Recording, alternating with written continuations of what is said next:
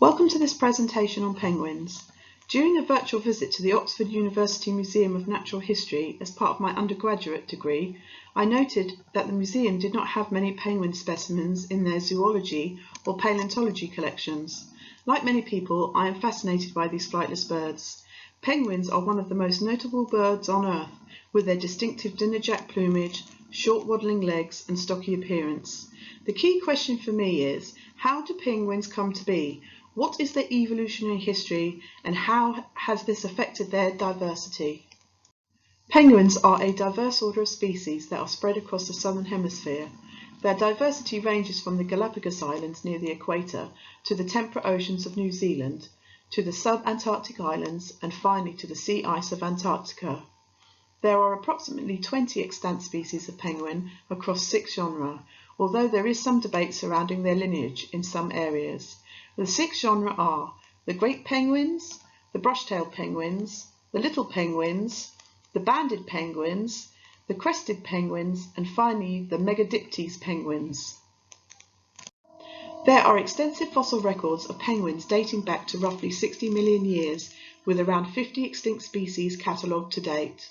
This penguin tree of life shows the extent of the diversity of penguins from the Great Extinction event up until the present day. Evidence from paleontology shows that penguins and the petrels, which include albatrosses, had a shared common ancestor. From there, the flightless specieiforms produced a line of side branches, which we would today recognise as penguins. Interestingly, all these fossil remains have been collected within the southern hemisphere. The Evolutionary genus lived during the early Paleocene, not long after the Great Extinction event.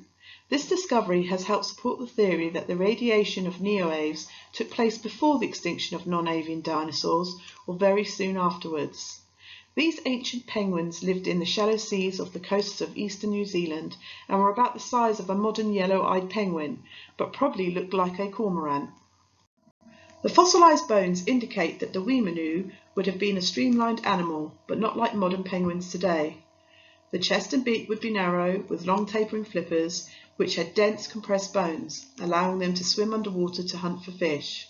Like modern-day penguins, they were most likely flightless. From the time of the Evolutionary, phylogenetic analysis of extant and extinct penguins show that they evolved a large body mass early in their history.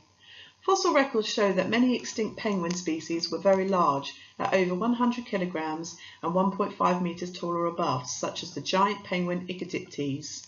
In comparison, extinct penguins have a range of sizes from the emperor penguin at 30 kilograms to the little penguin at 1 kilogram.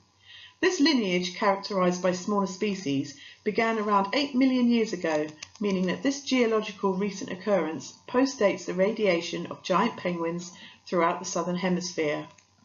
According to Professor Bowie of the University of California, who analysed the genomes of 18 species of modern-day penguins, suggests that their common ancestor appeared off the coast of Australia and New Zealand and near the Pacific Islands around 22 million years ago.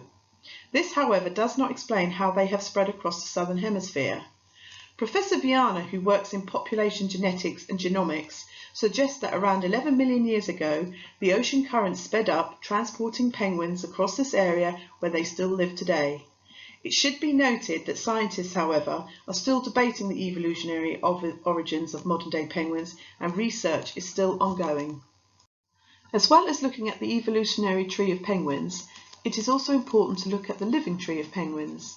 This enables scientists to look at how living penguins are related to one another, leading to understanding the timing of evolutionary radiation, ascertaining which environments were preferred by early modern penguins, and how penguin body form has occurred. This tree shows the evolutionary relationships between modern penguins, with the red arrows indicating alternative hypotheses for where the root of the penguins belongs. During their evolutionary radiation across the southern hemisphere, penguins picked up genetic adaptations which helped them survive in new climates. Some penguins adapted a way to use oxygen more efficiently, enabling them to dive deeper between gulps of air. Other penguins' blood vessels evolved to dilate and constrict to allow for better temperature regulation, and some penguins evolved to drink seawater. Penguins' commitment to the aquatic life has constrained the design of their body. Virtually everything about them has evolved in response to the demands of living in water.